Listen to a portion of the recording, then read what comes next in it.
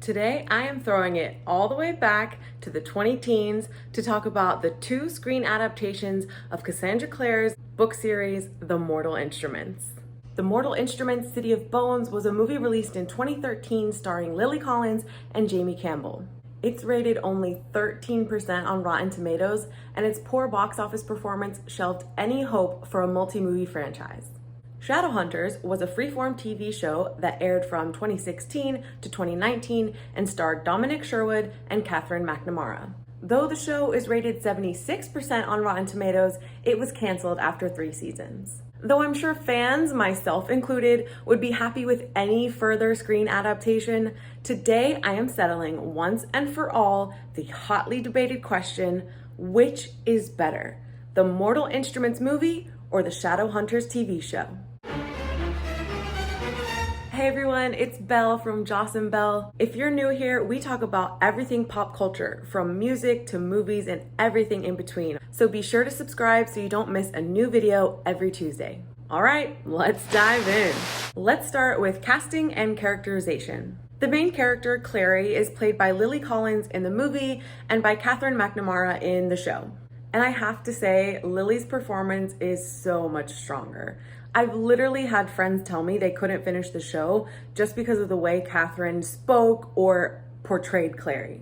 Since Clare is the main character, the characterization and the way Clare is written in both the movie and the show is pretty similar, but the show does get a few extra points for making Clare a little more badass. We see a lot more training and fighting scenes in the show, but overall I have to go with Lily Collins. Now, Clary's main love interest is a boy named Jace, and I have a clear preference here. I hated Jamie Campbell as Jace in the movie.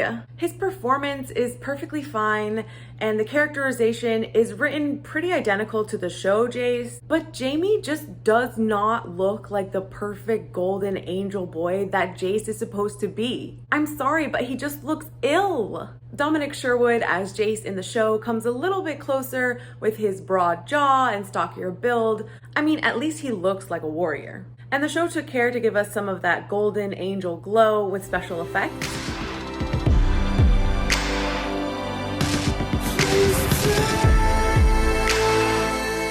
So Dominic comes out on top for me. Next up is Alec and Isabelle Lightwood, Jace's adopted siblings. In the movie, Alec is played by Kevin Zegers and Isabelle is Jemima West. In the show, we have Matthew Daddario as Alec and Emerald Tobia as Isabelle. Though Matthew and Isabelle's performances are the weakest in the show, they are some of the most beautiful people I have ever seen. The show also rounds out their characters with more screen time and storylines. And the way that this makes the audience more invested overall has the show coming out on top in the character category for me.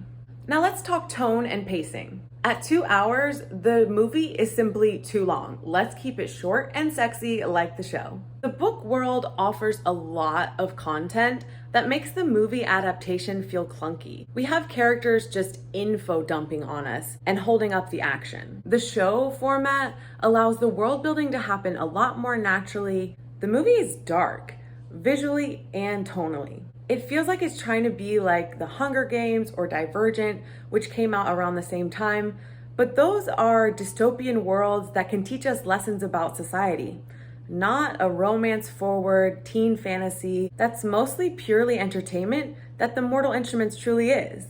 The show is much brighter visually and in the way the characters interact, which is a win for me. And finally, does the screen adaptation stay true to the book? While the show generally follows the overarching plot of the books, it definitely takes liberties getting there. The bits and pieces of the Shadowhunter world taken from the books are used pretty much any way the show writers wanted to make each episode a captivating and satisfying story on its own. The movie, on the other hand, stays pretty much true to the book, even borrowing lines directly, word for word. Don't you remember what Hodge said? What? All the stories are true.